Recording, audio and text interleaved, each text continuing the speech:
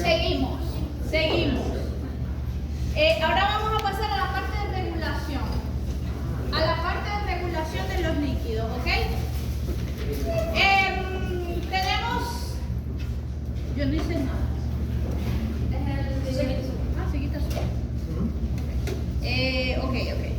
Miren, aquí tenemos las cantidades relativas de líquidos extracelulares distribuidas en los espacios plasmáticos e intersticiales. Están determinadas por un equilibrio de las fuerzas hidrostáticas y coloidosmóticas a través de las membranas.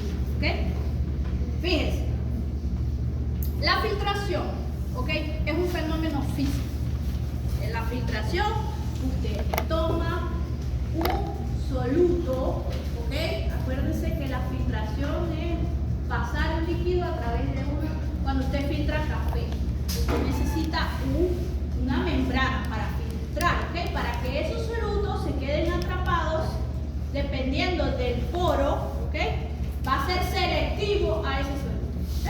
Si el poro es muy grande, pues los granos de café van a pasar. Si el poro es pequeño, se va a quedar atrapado. ¿Y qué es lo que va a pasar? Los líquidos. Entonces, tenemos aquí que el transporte pasivo es una manera de transporte pasivo también, porque la filtración pasa responde a las leyes de la física, ¿ok? No hay gasto de energía en este fenómeno. Entonces, fíjense, ¿qué ley,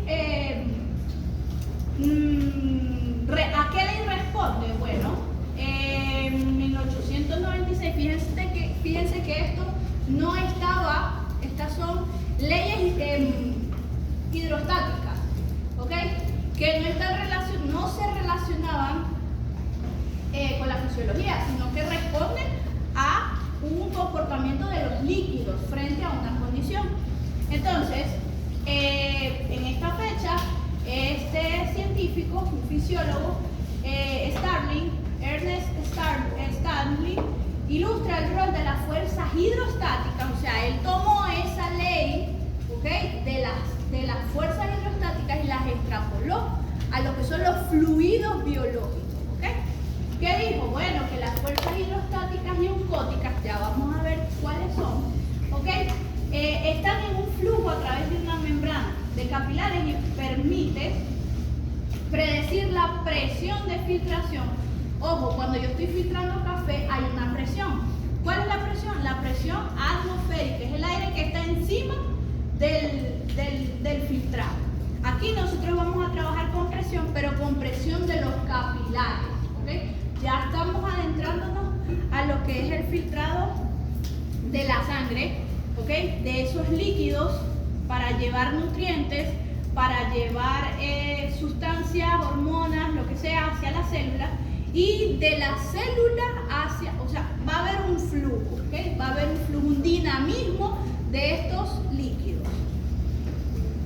Entonces, fíjense que permite predecir la presión de filtración neta para un determinado líquido en los capilares.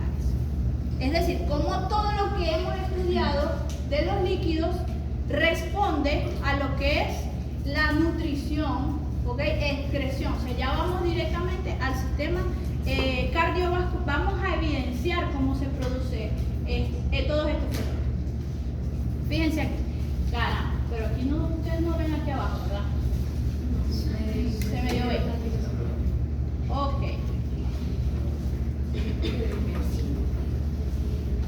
Fíjense acá. El objeto de esto, el objetivo para que comprendamos, es que ustedes capten y comprendan cómo es el flujo, ¿okay?, de los líquidos desde los capilares hacia el espacio intersticial y del espacio intersticial hacia las células, ¿ok? Y pues obviamente no puede ser todo salida de líquidos, todo tiene que estar en equilibrio, así como salen, tienen que regresar, tienen que retornar. Entonces, son 4 factores básicos que establecen el movimiento de los líquidos a través de una membrana capilar, y son las fuerzas de Starling, ¿ok? Aquí vamos a usar la imaginación. aquí tenemos un capilar, ¿ok? Un capilar que viene con una presión. Acuérdense que el corazón bombea sangre y trabaja con presión, ¿ok? Cuando se bombea la sangre, en el extremo arterial, la sangre viene con una presión mayor que el extremo, o sea, que el extremo opuesto al que vendría siendo el extremo venoso, ¿cierto? Sí, va disminuyendo la presión. Entonces, vamos a tener en cuenta que hay una presión hidrostática capilar. ¿Qué será esto? Bueno, es la presión hidrostática es la presión la palabra lo dice, es la presión del agua que el agua está ejerciendo sobre las paredes del capilar, ¿ok? Eso es como si usted tomara una manguera, le hiciera muchos agujeritos y los tapara, y de pronto ponga más presión. ¿Qué va a pasar con esos agujeritos? Va a haber tanta presión que el líquido va a salir. Esto mismo es lo que sucede porque aquí yo tengo mucha presión. Entonces, estos líquidos, esta agua, ¿okay?, va a responder a esta presión y va a salir, ¿okay? Va a salir se va a extravasar de lo que es la pared del capilar, ¿okay?, del epitelio capilar, va al exterior. Entonces, ¿qué hace? El agua va, ¿okay?, al espacio donde intersticial, correcto. Entonces, el agua salió, se fue, chao. A ver, entonces, ¿qué sigue? Esto es un proceso, lo vamos a dividir para que podamos entender. Tiene que haber un equilibrio. Ok, ya salió, se filtró, chao. Ahora viene una presión oncótica. La palabra onco significa proteínas, la presión de las proteínas. ¿Se acuerdan que hablamos que había una alta concentración de proteínas en sangre? Exactamente. Entonces, esta presión oncótica del capilar hace que esta agua que se encuentra en el exterior regrese. Hay una presión, ¿ok?, para que esta agua que está acá sea reabsorbida, ¿ok?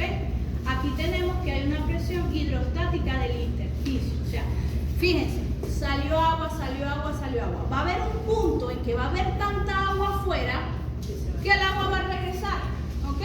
Entonces, tengo que, además de la presión de las proteínas para que el agua regrese, voy a tener esta presión hidrostática del intersticio, ¿ok? Y entonces el agua va a retornar. Aquí tenemos otra presión oncótica del intersticio. Presión de las proteínas del intersticio. ¿Cómo será esa presión? ¿Qué hablamos ayer? ¿Hay proteínas en el intersticio? No deberían, pero a veces las hay, ¿ok? No deberían. Entonces, esta presión en situaciones homeostáticas normales no debería haber. Es decir, que entonces vamos a tener, fíjense que tenemos un sistema perfecto. O sea, el agua sale y tenemos fuerzas que la retornan al interior. Entonces, es de esta manera como se da el flujo, ¿ok? De esta manera, así como sale agua, salen nutrientes. Recordemos que lo que es dióxido de carbono y oxígeno son moléculas permeables, ¿ok? Y de esta manera también van a tener un flujo en ambas direcciones. ¿Estamos claros con esto? Es de esta manera como fluye el agua desde la sangre. Si usted se toma un vaso de agua, pasa, es absorbido y ¿cómo va a llegar?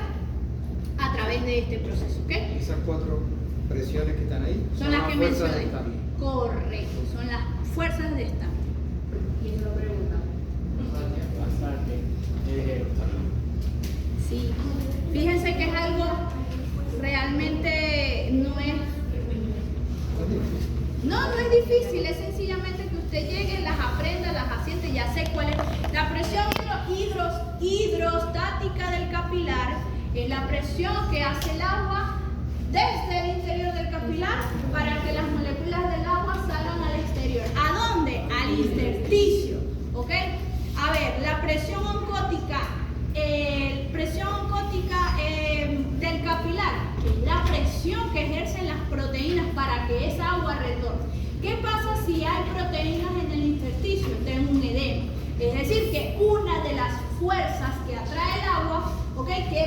pero, porque no hay proteína, no, tengo proteína, entonces la ecuación cambia, porque ahora tengo proteínas que me están reteniendo el líquido en el intersticio, ¿ok?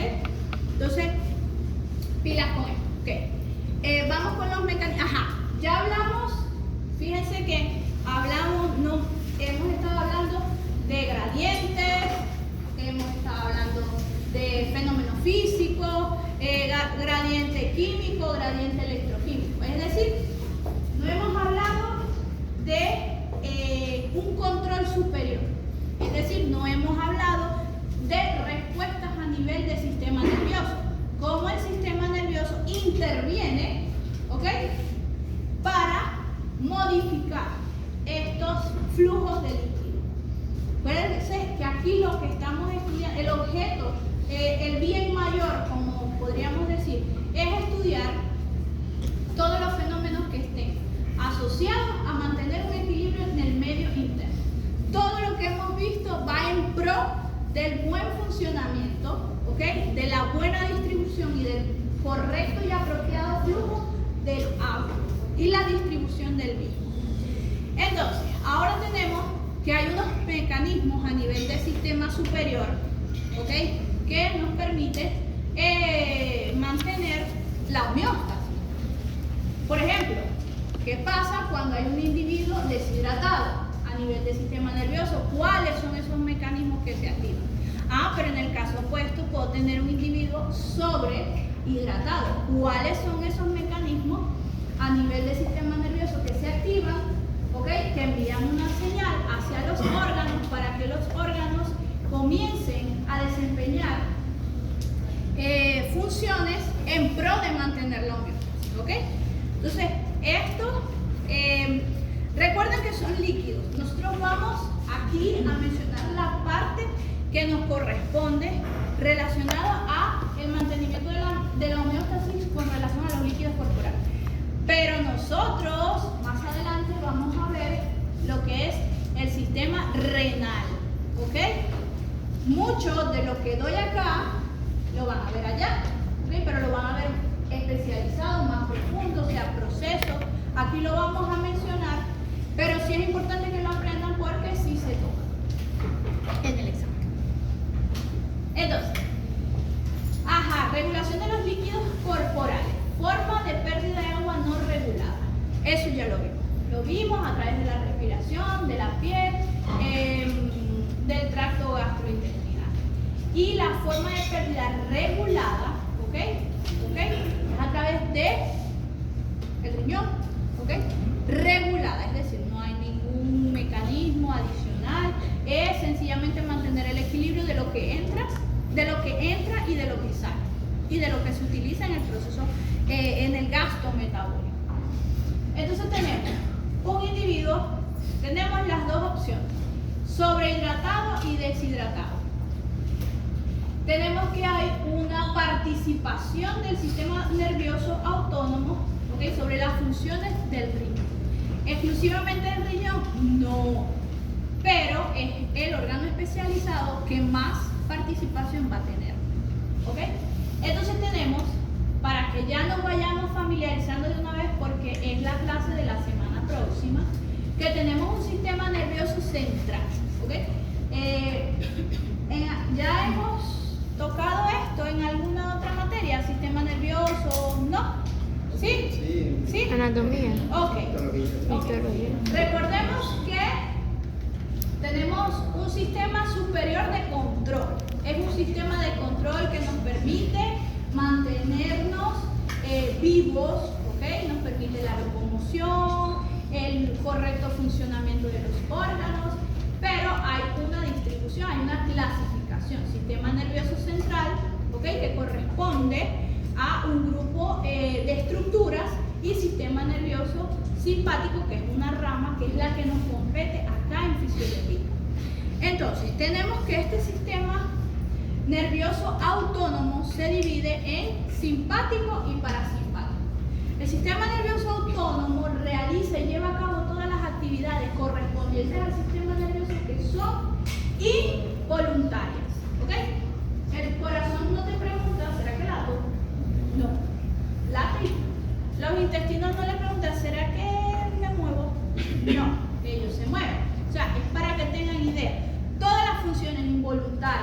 que permiten la vida son llevadas a cabo por el sistema nervioso simpático. Ustedes recuerdan que hablamos de feedback positivos y feedback negativos. Ok, tenemos simpático y parasimpático.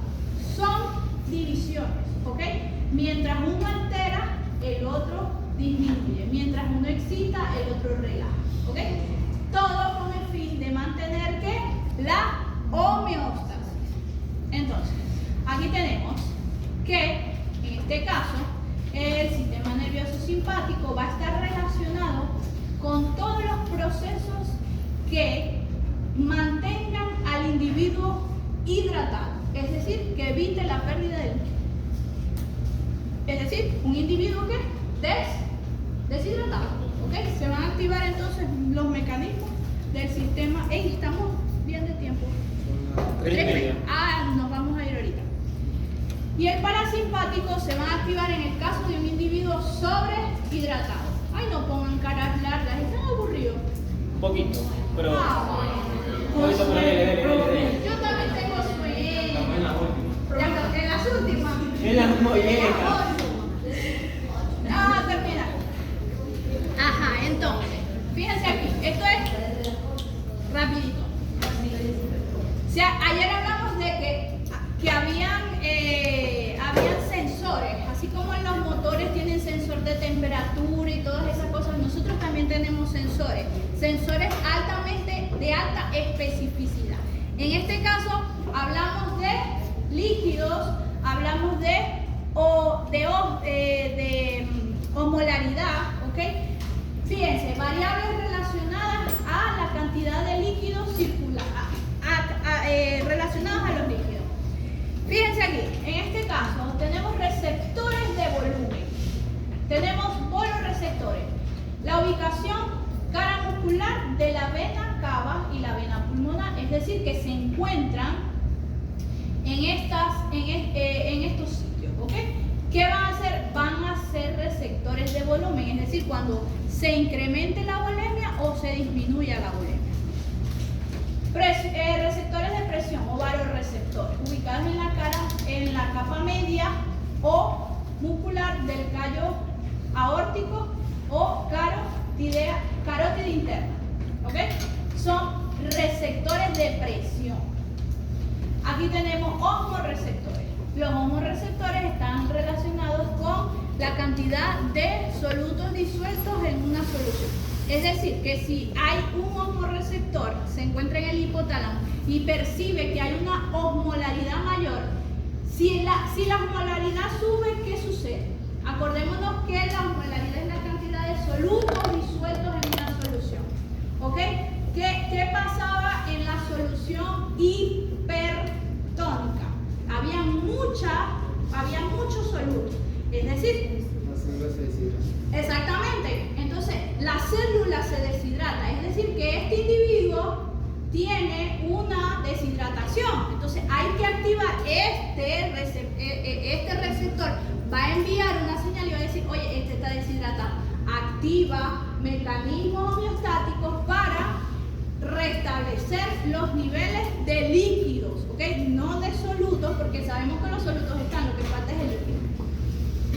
Y quimioreceptores, ¿ok? Que están ubicados, al igual que los varoreceptores, en estos órganos, en estos sitios, y lo que perciben son cambios en la concentración de oxígeno y dióxido de carbono. ¿Ok? Ok. Fíjense, tenemos estos factores que nos permiten la regulación en un individuo sobrehidratado. O sea, alguien que tomó mucha agua, un paciente que fue perfundido, no sé, le colocaron 3 litros de solución. ¿Ok? No sé, un ejemplo. Entonces, ¿qué tenemos? Una sobrehidratación. Entonces, fíjense, vamos aquí a analizar esto. ¿Qué va a pasar, ok, con la osmolaridad? ¿Quién dijo que bajaba? Claro, ¿por qué baja? Porque se vuelve... Claro, estoy estoy diluyendo, estoy colocando más agua en esa solución, entonces vamos a tener que la osmolaridad se va a reducir. ¿Ok? ¿Qué va a pasar con la bulimia? ¿Va a incrementar o va a disminuir? Va a incrementar. Es decir, que vamos a tener esos vasoreceptores, receptores de presión, ahí vamos a tener un cambio, ¿ok? Van a percibir y va a decir, oye, activa los mecanismos para, ¿qué necesitamos hacer? Para drenar, ¿ok? Activa los mecanismos para drenar, para eliminar la cantidad de líquido que está de más. Entonces tenemos estos dos factores. El factor natriurético y el sistema de calicreínas ciánicas. ¿Okay? Brevemente vamos a mencionar acá que el factor natriurético se produce en las aurículas, en el cerebro, y responde al incremento de la volemia. Lo acabamos de decir, al haber un incremento de los líquidos corporales, ¿ok? Hay una distensión, es decir, va a aumentar la presión de las paredes de las aurículas y va a haber un cambio osmótico, lo que dijo la compañera allá, y vamos a tener un plasma hipotónico, es decir, que la osmolaridad va a bajar. Usted se ha comportado a la altura. Un muchacho que si tuviera una estrellita se la pone. Tiene un efecto natriurético. Es que es verdad, todos dijeron. Sí, no, está súper, se portó demasiado bien. Está refrescando los conocimientos, es verdad. Aprovechó la clase. Tiene un efecto, fíjense, tiene un efecto natriurético, es decir, que inhibe la absorción del sodio. Sabemos que una persona que tiene ingesta de sodio, ¿qué pasa? Tiende a retener líquido. La naturaleza del sodio, a nivel, su comportamiento, a nivel de un sistema biológico, hacia donde vaya el sodio, va a ir el agua. Tiene una capacidad de atracción al agua. Entonces, ¿qué va a pasar? Que si a nivel renal, ¿ok? De los túbulos, específicamente ahora los vamos a ver cuáles son, inhibe, porque hay una reabsorción de sodio, y al haber una inhibición de sodio, a ver, estos canales, y ¿saben a través de qué? A través de unos canales, a través de unos canales que le permiten ¿cómo es? Es facilitada, es la absorción facilitada a través de unos canales específicos de sodio. Fíjense que en este caso los canales se van a cerrar y no se va a absorber más sodio. Es decir, que vamos a estar eliminando sodio, y si elimino sodio, elimino agua. Entonces, tenemos una redistribución del flujo sanguíneo hacia la corteza y estimula la vasodilatación de la arteria aferente. Esto es a nivel de riñón, ¿ok? A nivel de riñón tenemos el glomérulo, donde, ahora lo vamos a ver en la estructura, la arteria aferente, queremos que haya una vasodilatación para que haya un aumento en el flujo de sangre que irrigue mayor cantidad de sangre para incrementar el filtrado glomerular. Ajá, tenemos el sistema, pero oigan, esto lo van a ver en red, pero de una vez aquí yo se los estoy adelantando para que tengan conocimiento. Sistema calicreína cianina responde a cambios osmóticos. Fíjense que los mecanismos se activan al unísono. Es decir, fíjense aquí, hablamos de un cambio osmótico. Y el sistema anterior natriurético también respondía a un cambio osmótico. Es decir, que no es que se activa uno, se activan varios a la vez con el fin de que ese desequilibrio, porque es un desequilibrio, se corrija en el menor tiempo posible. ¿Ok? ¿Por qué? Porque al tener cambios hiposmóticos, tener incremento de la volemia, eso va a generar repercusión en el individuo. ¿Ok? Entonces, tenemos que responde a cambios osmóticos. La calicreína se forma y se almacena en el riñón. ¿Y qué es lo que hace? Es un potente vasodilatador que incrementa la filtración glomerular. ¡Ay! Lo mismo que hacía el otro. Entonces, lo que hacen es que potencian. ¿Se acuerdan cuando hablamos de los feedback positivos? ¿Ok? Esto puede que sea una respuesta que se incrementa, maximiza la respuesta con el fin de que podamos restablecer, restituir la homeostasis en el menor tiempo posible. Estimula la vasodilatación de la prostaglandina, que son sustancias vasodilatadoras. Todo esto con el fin de ¿qué? De incrementar el filtrado glomerular para incrementar lo que es la excreción de los líquidos. Este es un pequeño diagrama, ¿ok? En donde podemos ver cuáles son las causas: incremento de la volemia, incremento de la presión arterial. En este caso hay una dilatación por la presión de la arteria. Detectamos que hay volumen y presión aumentada. ¿Qué queremos? La inhibición de la absorción de sodio disminuye. La absorción de agua también, sodio y agua. Todo esto ¿en dónde? En el riñón. ¿Ok? Vamos a tener una vasodilatación de las arterias que llevan sangre al glomérulo para incrementar la filtración y que incremente la diuresis. ¿Ok? Entonces vamos, ¿qué es el caso? Pues lo más común, la regulación en un individuo que se encuentra deshidratado. Aquí fíjense que tenemos tres mecanismos que vamos a mencionar hoy. Tenemos el mecanismo de la sed, hormona antidiurética, y el sistema renina-angiotensina-aldosterona. Esta la van a ver mucho en endocrino, porque no solamente, fíjense que nosotros aquí la estamos inocentemente estudiando en un caso de deshidratación, pero tiene muchos otros efectos en otros órganos diarios. Por ejemplo, el mecanismo de la sed a nivel de hipotálamo, ¿okay? Se localizan los osmoreceptores ubicados por delante de los núcleos paraópticos y paraventriculares. Estos se estimulan cuando la osmolaridad es mayor a 300. ¿Qué pasó allá? La osmolaridad estaba disminuida, es decir, que teníamos una solución hipotónica. En este caso se va a incrementar la osmolaridad, ¿ok? Y vamos a tener una solución hipertónica.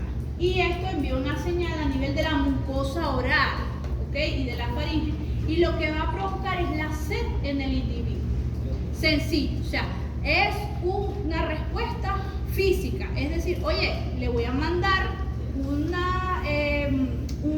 mensaje, tienes sed, tienes la garganta seca y te genera la necesidad de consumir este líquido. ¿Ok? Ok, ahora vamos con el mecanismo regulado por la hormona antidiurética o vasopresina. Se origina en el hipotálamo, en los núcleos supraópticos y paraventriculares y actúa a nivel del túbulo contorneado distal y del túbulo colector. ¿Qué es lo que hace? Se insertan unos canales de membrana llamadas acuaporinas, ¿ok? ¿Y qué hacen estas acuaporinas? Lo que hacen es absorber agua, ¿ok? De la luz del túbulo, y esto se llama este es un tipo de reabsorción facultativa, ¿ok? Entonces, fíjense acá. Guarden esto para que estudien renal de aquí. Está muy fácil. Es un diagrama, no es exactamente, o sea, no es así, es un diagrama, ¿ok? Es algo conceptual donde miren, aquí tenemos el glomérulo. Como hablamos anteriormente, fíjense que acá hay una arteria, silencio por favor. Tenemos la arteria aferente. Aferente trae, eferente lleva. Fíjense que tiene unos prefijos que nos pueden dar, o sea, nos indica A es que trae y E es que lleva. ¿Ok? Entonces la arteria aferente trae sangre. Al haber, en aquel caso había una vasodilatación, aquí va a haber una vasoconstricción. ¿Ok? Entonces en el glomérulo vamos a tener lo que es el proceso de filtración. Habíamos dicho ¿Que dónde se van a insertar las acuaporinas? En el túbulo contorneado distal y colector. Entonces, túbulo contorneado distal, ¿ok? Aquí tenemos permeabilidad viable al agua. Entonces, aquí vamos a tener se van a activar esos canales que están allí, pero están cerrados. Entonces, se van a, producto a la estimulación de esta hormona, aquí vamos a tener una reabsorción facultativa de un líquido que se iba a desechar. Entonces, en este caso, estamos en una situación donde el individuo está deshidratado, no podemos desaprovechar, no podemos perder agua, y entonces por acá se van a llevar a cabo este tipo de absorción. ¿Okay? En estas estructuras, túbulo contorneado distal y el túbulo, la luz del túbulo colector, es decir, en esta parte de acá. Fíjense acá, aquí estas son las acuaporinas. Son estructuras, ¿okay?, transmembranales proteicas que se abren acuaporinas y permiten el paso de el agua. Aquí tenemos, este sí es la estructura, es un modelo más cercano a la realidad, ¿okay? Este era un modelo, un modelo para, ¿cómo fue que les dije ahorita? Era un modelo esquemático. Es un modelo esquemático, pero este sí se acerca un poco más a la realidad. Fíjense que acá está la arteria, el glomérulo, el túbulo contorneado distal y el túbulo colector. ¿Sí? Entonces aquí tenemos un flujograma que está bueno para estudiar, ¿ok? Donde dice, ok, hay déficit de agua. ¿Qué va a pasar? La flecha indica que la osmolaridad va a incrementarse.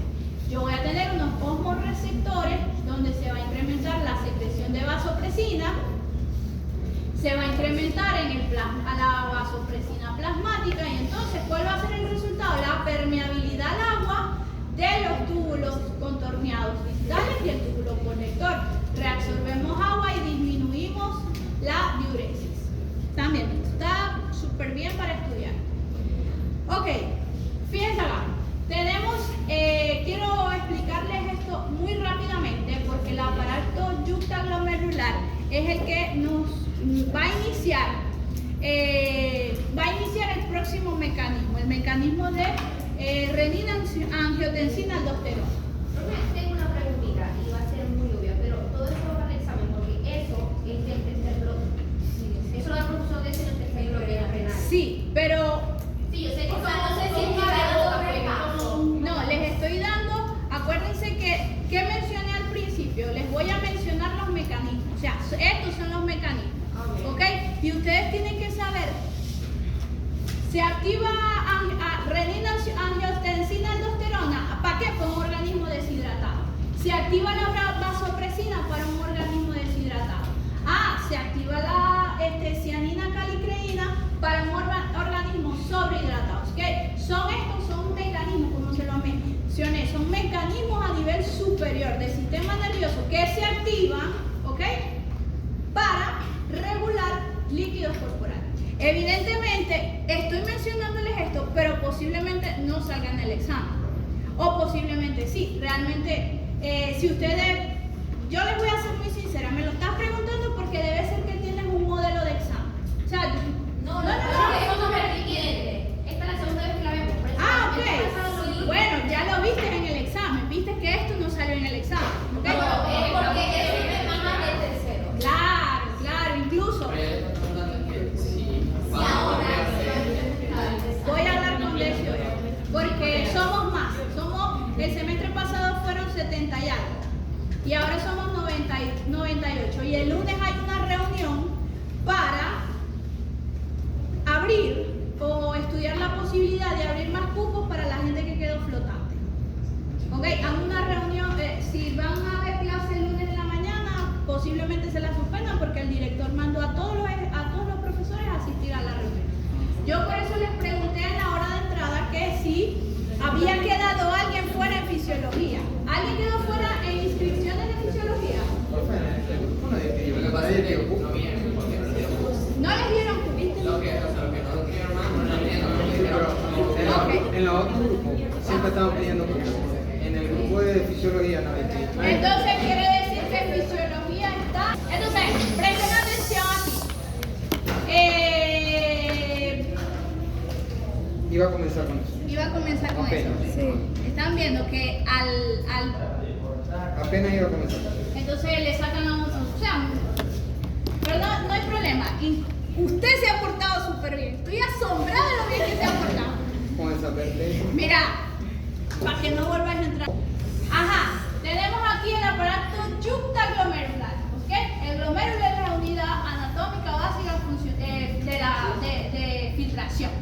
Tenemos la arteria aferente, este es la pared del túbulo contorneado distal, y es aquí donde se va a formar, correcto, una estructura llamada mácula densa, que responde a cambios a nivel de volemia. Es decir, que si la volemia disminuye, a estas células que se encuentran acá, al juntarse, al haber una yuxtaposición de estas células, se va a producir renina. La renina es lo que nos va, es una enzima que se va a liberar y va a dar origen y va a dar inicio a lo que es el proceso, el mecanismo renina, angiotensina, aldosterona.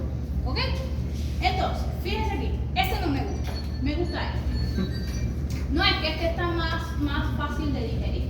Fíjense, aquí, la deshidratación, tenemos un caso de deshidratación o hemorragia, es decir, donde ha bajado la volemia. Disminuye el nivel sanguíneo, correcto, hay una disminución de la presión arterial.